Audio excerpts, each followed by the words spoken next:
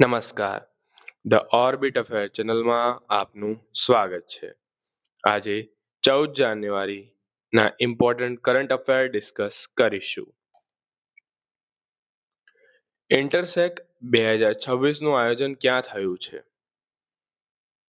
જવાબ છે દુબઈ. ઇન્ટરસેક કયા પ્રકારની આંતરરાષ્ટ્રીય પ્રદર્શન છે?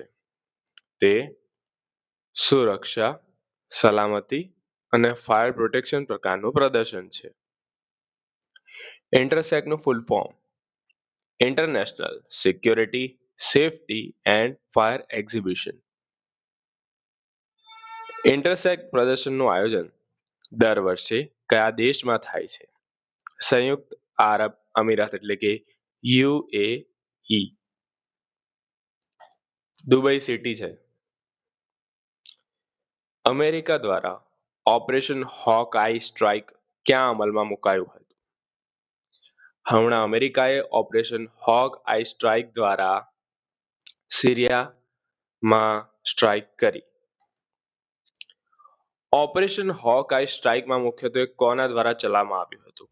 તે combined joint task force, operational inherent resolve અને સિરિયન ડેમોક્રેટિક ફોર્सेस દ્વારા ચલાવવામાં આવ્યું હતું.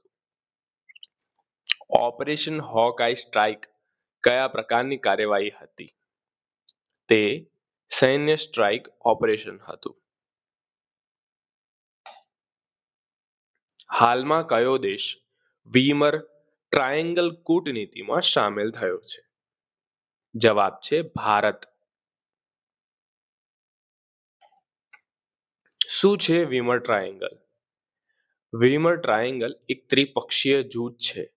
કયા કયા દેશોનું? ફ્રાન્સ, જર્મની અને પોલેન્ડનું. તેની સ્થાપના 1991માં થઈ હતી. આ જૂથોનો મુખ્ય ઉદ્દેશ એકજૂથ, સુરક્ષિત અને લચીલું યુરોપ બનાવવાનો છે.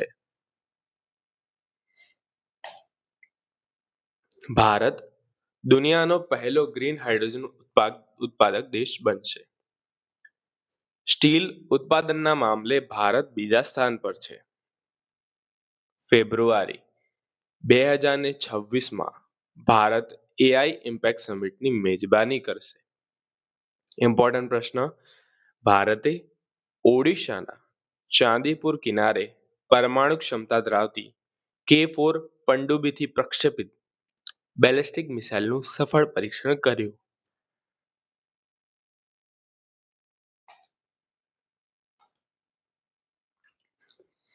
APEDA કૃષિ નિર્યાતને પ્રોત્સાહન આપવા માટે રિજનલ ઓફિસ ક્યાં ખોલી છે? જવાબ છે રાયપુર. હાલમાં નિધન પામેલા દવિંદર સિંહ ઘરચા મૂળ કયા રમતના ખેલાડી હતા? આમનું નિધન થયું છે અને તે મુખ્યત્વે હોકીના ખેલાડી હતા. ભારતીય સેનાની કઈ મહિલા અધિકારીને યુનાઇટેડ નેશન એટલે કે સંયુક્ત રાષ્ટ્ર મહાસચિવ પુરસ્કારથી સન્માનિત કરવામાં આવી છે? મેજર સ્વાતિ શાંતાકુમાર. પરીક્ષામાં બહુ હાઈ ચાન્સ છે આ પ્રશ્ન આવવાના.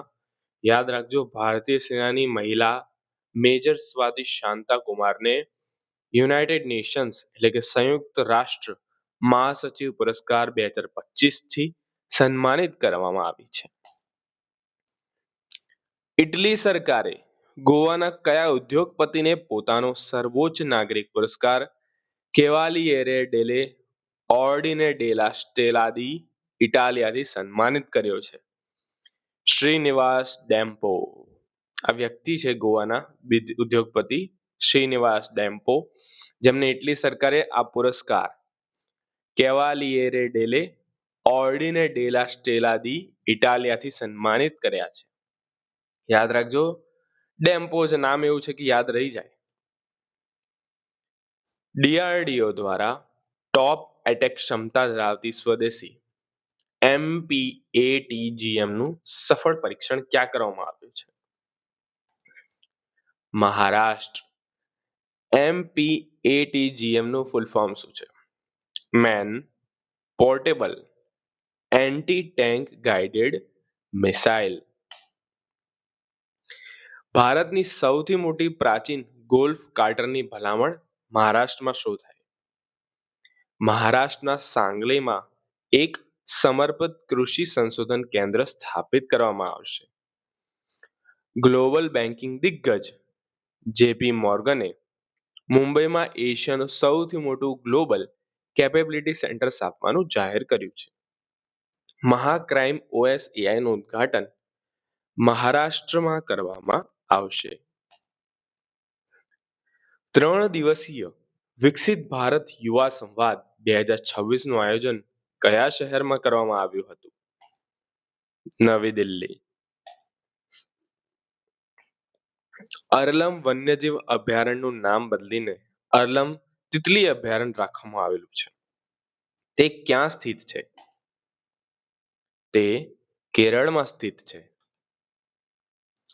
પરમ શક્તિ સુપર કમ્પ્યુટિંગ સુવિધા કયા આઈઆઈટીમાં શરૂ કરવામાં આવી છે? આઈઆઈટી મદ્રાસ. ઉત્તર પ્રદેશ પ્રાદેશિક એઆઈ ઇમ્પેક્ટ પરિષદ 2026 નું આયોજન ક્યાં કરવામાં આવશે? લખનઉ. પીટી ઉષાને નેશનલ ઓલિમ્પિક એકેડમીના પ્રેસિડેન્ટ તરીકે પસંદ કરવામાં આવ્યા છે. પીટી ઉષા કયા ક્ષેત્ર સાથે સંકળાયેલા છે? એથ્લેટિક્સ.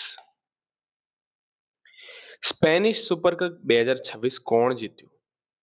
બાર્સેલોના. ટોટલ કેટલા ટાઇટલ જીત્યા છે બાર્સેલોનાએ? 16. કોને હરાવ્યા? રિયલ મેડ્રિડને. આ હતા 14 જાન્યુઆરીના ઇમ્પોર્ટન્ટ કરંટ અફેર. વિડીયો પસંદ કર્યો લાઈક કરજો, સબસ્ક્રાઇબ કરજો. ધન્યવાદ.